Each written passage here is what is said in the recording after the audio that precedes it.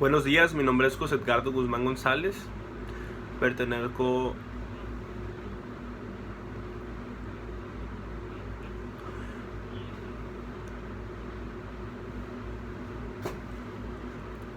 Buenos días, mi nombre es José Edgardo Guzmán González.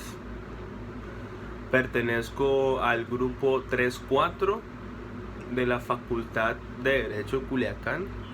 Y el día de hoy vamos a exponer sobre el capítulo 1 del digesto que nos presenta nuestro profesor, el licenciado Saúl Guadalupe Saldaña.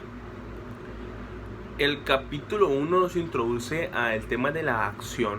Muy bien, la acción es lo que se nos mencionaba, se puede definir como un derecho potestativo que es el gobernado por efecto de ejercitar los derechos que le han sido violentados o transgredidos. Se establece que a través de la acción se puede comparecer ante los tribunales a ejercitar nuestros derechos, y también se menciona que la acción procede en juicio aun y cuando no se señale su nombre.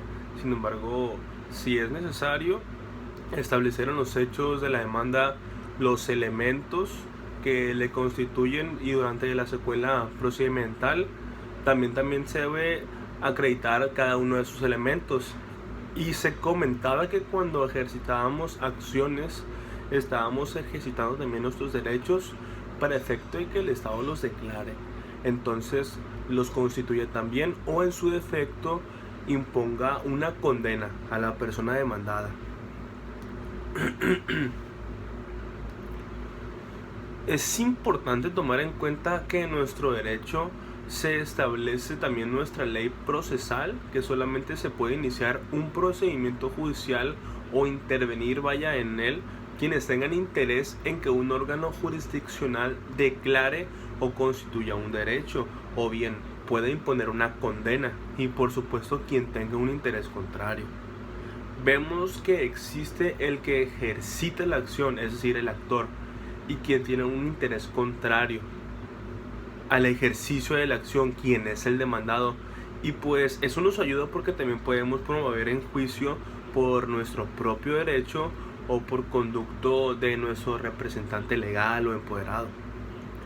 También es muy importante mencionar que en nuestro derecho procesal civil la personalidad se cumple mediante el contrato de mandato elevado a la categoría de escritura pública, por lo cual tendremos que comparecer ante un notario público al otorgamiento del mandato como poder respectivo, bastando que se otorgue con la facultad para créditos y cobranzas. Por otro lado, vemos que el artículo 52 bis de nuestra ley adjetiva procesal civil es el que nos ayuda o nos permite la asignación para que las personas puedan ser representadas en juicio por uno o por más procuradores judiciales. Y este es un aspecto que se colma con la asignación por escrito de las partes en juicio, en forma privada, dirigido al juez de la causa. Y también tiene que bastar que el documento contenga la firma de aceptación del o los nombrados coprocuradores judiciales de las partes. También es importante recordar que cuando nosotros vamos a comparecer a juicio, es deber de los litigantes, sus partes o sus representantes procuradores judiciales autorizados para oír y recibir notificaciones, y terceros que concurren a juicio, a ajustar su conducta procesal a los siguientes principios.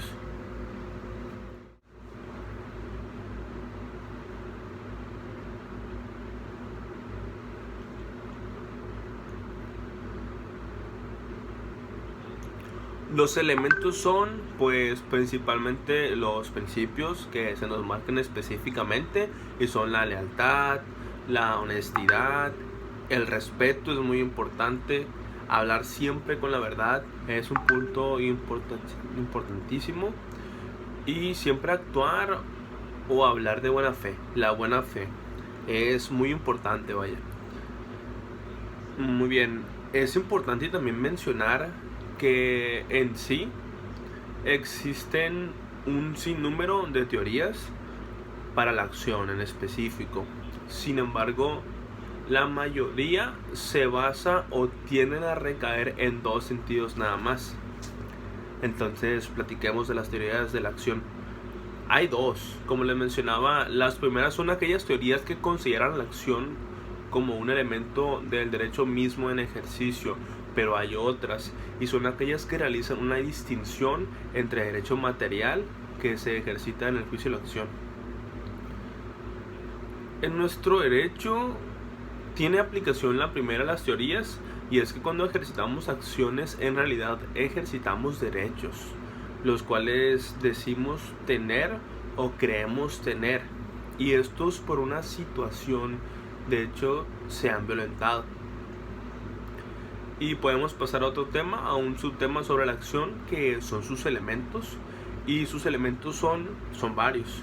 En específico son dos: los sujetos, la causa deficiente de la acción. Ok, vamos a hablar de los sujetos. Los sujetos, ¿qué son? Principalmente son el actor o activo, a quien pues le corresponde el poder de actuar, y el demandado o pasivo, que es en contra de quien se actúa, a quien se está demandando, vaya. El otro es la causa deficiente de la acción, y es que este es el que se traduce simplemente al interés que fundamenta la acción y se conforma de dos elementos: la existencia de un derecho y un estado de hecho que violenta ese derecho. También está otro punto que es muy importante: es el objeto y es lo que pedimos al ejercitar una acción, lo que se solicita, vaya.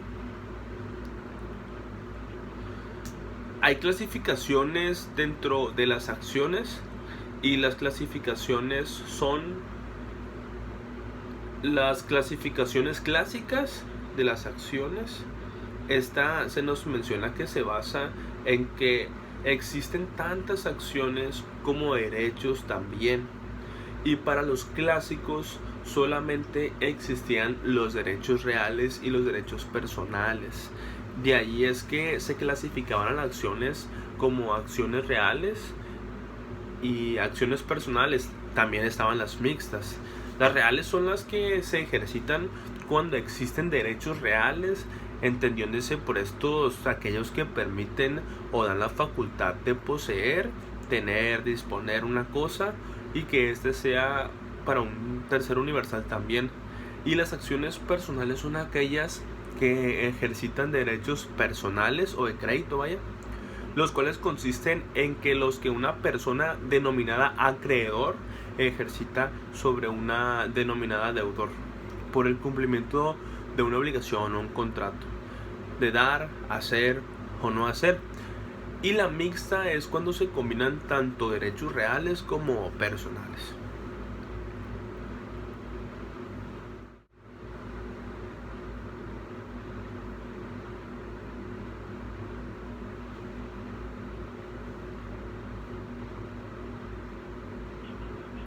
Y por último, tenemos que hablar sobre la clasificación contemporánea de las acciones. En nuestro Código Procesal Civil se clasifica a las acciones conforme a su resultado, vaya.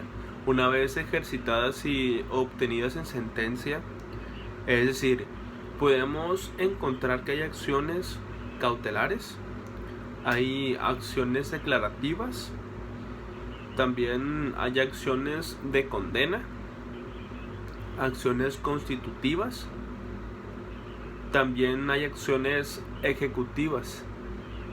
Muy bien, hablemos un poco de ellas. Primero están las que les mencioné, las cautelares. Y en resumen son las que nos ayudan a garantizar el éxito de una acción principal.